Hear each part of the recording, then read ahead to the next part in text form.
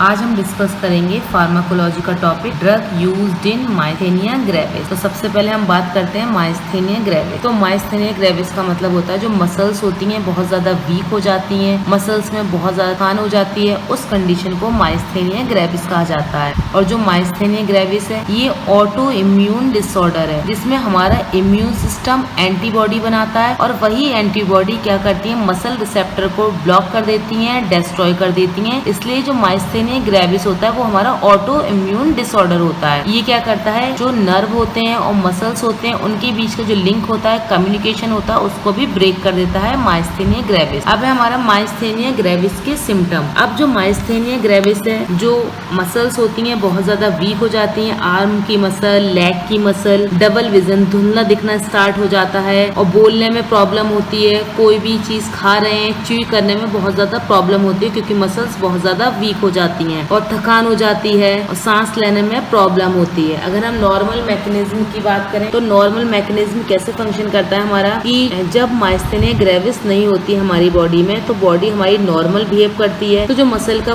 Contraction है, relaxation है, आसानी से हैपन होता है, कोई भी प्रॉब्लम नहीं होती है। अगर हम बात करें मैकेनिज्म की एसिटाइल कोलिन दिया। अब जो एसिटाइल कोलिन है मीन्स हमारी बॉडी में एसिटाइल कोलिन जब नॉर्मल फंक्शन कर रही है, एसिटाइल कोलिन रिलीज हुआ और निकोटिनिक रिसेप्टर के साथ बाइंड हो गया तो सोडियम इन्फ्लक्स हो जाएगा। मीन्स सोडियम जो आयन से सेल के अंदर जाने लगेंगे और डीपोलराइजेशन होगा और डीपोलराइजेशन होने के बाद मसल कॉन्ट्रैक्शन करेगा। मीन्स आसानी से मसल्स का मूवमेंट होगा। अब हम बात करते हैं अगर माइस्थेनिया ग्रेविस कंडीशन अकर हो जाती है तो उसके बाद क्या एक्शन होता है हमारी बॉडी पर। अब जो बॉडी का इम्यून सिस्टम है वो एंटीबॉडीज बना रहा है। अब एंटीबॉडीज जो बन रही हैं वो रिसेप्टर पर बाइंड हो गई। अब रिसेप्टर पर बाइंड होने के बाद क्या करेंगी वो ब्लॉक कर देंगी मसल को। मीन्स मसल वीक कर देंगी, रिसेप्टर को ब्लॉक कर देंगी मसल के तो मसल वीक हो जाएंगी, मसल्स कॉन्ट्रैक्शन डिक्रीज हो जाएगा तो प्रॉपर तरीके से मूवमेंट रिलैक्सेशन नहीं होगा मसल्स का और जो रिसेप्टर्स हैं वो भी डिक्रीज हो जाएंगे। मीन्स जो एसिटाइल कोलिन होता है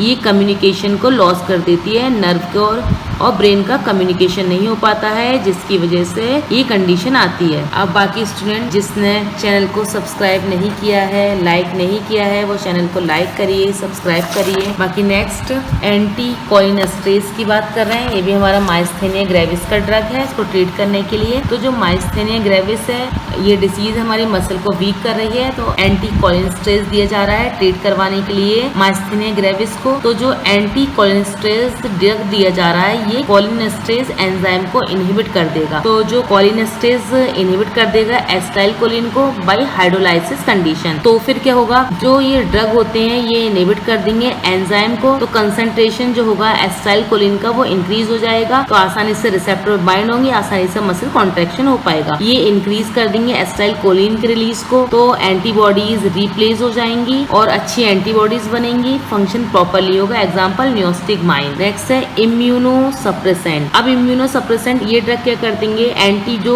इम्यून सिस्टम होता है उसको सप्रेस कर देंगे to decrease the formation of antibodies. Means immune system को सप्रेस कर देंगे तो एंटीबॉडीज का फॉर्मेशन डिक्रीज हो जाएगा, कम एंटीबॉडीज बनेंगी। एग्जाम्पल साइक्लोस्पेरिन ए, मीथोट्रेक्सेट ये इम्यूनो सप्रेसेंट है। नेक्स्ट कॉर्टिकोस्टेरॉइड ये भी एंटीबॉडीज के फॉर्मेशन को डिक्रीज कर देंगी और जो इंक्रीज कर देंगे निकोटिनिक सिंथेसिस को।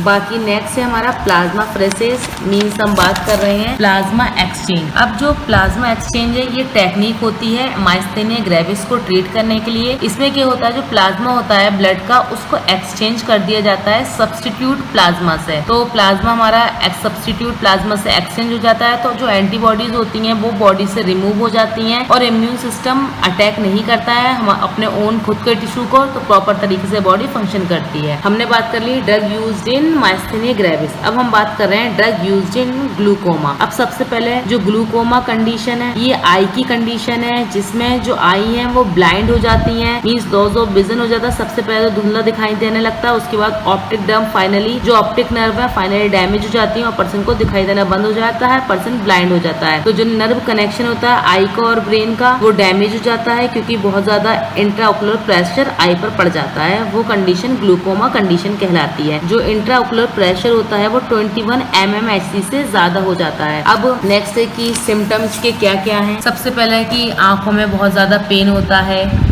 और रेडनेस होने लगती है, माइल्ड डायलेट हो जाते हैं बहुत ज़्यादा पपिल, और विजन लॉस हो जाता है, दिखना बंद हो जाता है, धुंधला दिखना स्टार्ट हो जाता है। ये सारे सिम्टम होते हैं ग्लूकोमा के। अब रिस्क फैक्टर है तो इंट्राओकुलर प्रेशर होता है आंखों का, वो बढ़ जाता है। और जो जेनेटिक फैक्टर्स होते हैं मीन्स फैमिली हिस्ट्री की वजह से भी ग्लूकोमा कॉज हो सकता है। जिसको ब्लड प्रेशर बहुत ज़्यादा रहता है उसको भी कॉज हो जाता है। और बहुत ज़्यादा जो पर्सन एल्कोहल का कंजप्शन कर रहे हैं उनको भी फैक्टर है, उनको भी हो जाता है ग्लूकोमा कंडीशन है ये भी। और बहुत ज्यादा स्टेरॉइड ड्रग लिए जा रहे हैं जिसकी वजह से भी ग्लूकोमा कॉज होता है। इसका डायग्नोसिस करवा सकते हैं, डायलेटेड आई एग्जामिनेशन होता है जिसके द्वारा डायग्नोसिस इजीली हो सकता है। दो टाइप के होते हैं ग्लूकोमा, ओपन एंगल ग्लूकोमा और क्लोज्ड एंगल ग्लूकोमा। जो ओपन एंगल ग्लूकोमा है इसे क्रॉनिक और वाइड एंगल ग्लूकोमा भी कहते हैं। बहुत ज्यादा क्रॉनिक ग्लूकोमा होता है जिसे हम ओपन एंगल ग्लूकोमा कहते हैं। इसके सिम्टम है gradual vision loss, optic nerve damage हो जाती है। ये मोस्ट कॉमन टाइप है ग्लूकोमा। जो ग्लूकोमा अकर होता है वो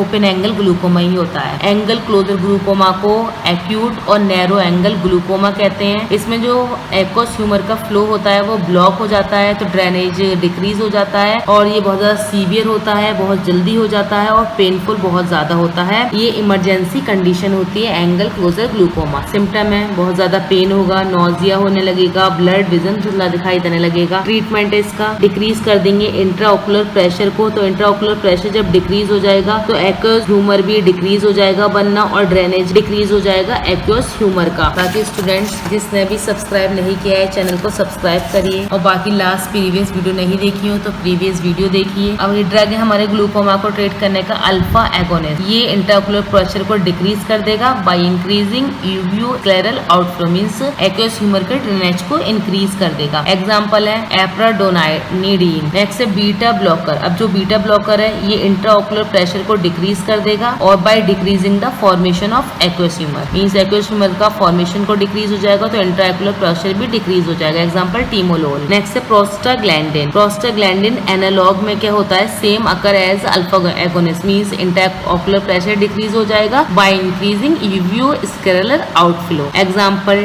ट्रेवोप्रोस। नेक्स्ट है कार्बोनिक एनहाइड्रेस इनहिबिटर। ये ओरली लिया जाता है। इसमें क्या होता है एक्वस फॉर्मेशन को डिक्रीज कर दिया जाता है by decreasing bicarbonate ion in ciliary epithelium. Example है एस्ट्राजोलामाइड। नेक्स्ट है माइटोटिक एजेंट। माइटोटिक एजेंट है डिक्रीज कर देते हैं इंट्राओकुलर प्रेशर को by increasing muscle tone. Muscle tone को भी इंक्रीज कर देते हैं तो जो इंट्राओकुलर प्रेशर होता है वो डिक्रीज हो जाता है। ये बहुत ही कम यूज होता है, रेयरली यूज होता है ग्लूकोमा को ट्रीट करने के लिए। एग्जांपल है पिलोकार्पिन। बाकी हमारा drug used in myasthenia gravis and drug used in glaucoma complete हो गया। बाकी नेक्स्ट लेक्चर में नेक्स्ट टॉपिक डिस्कस करेंगे।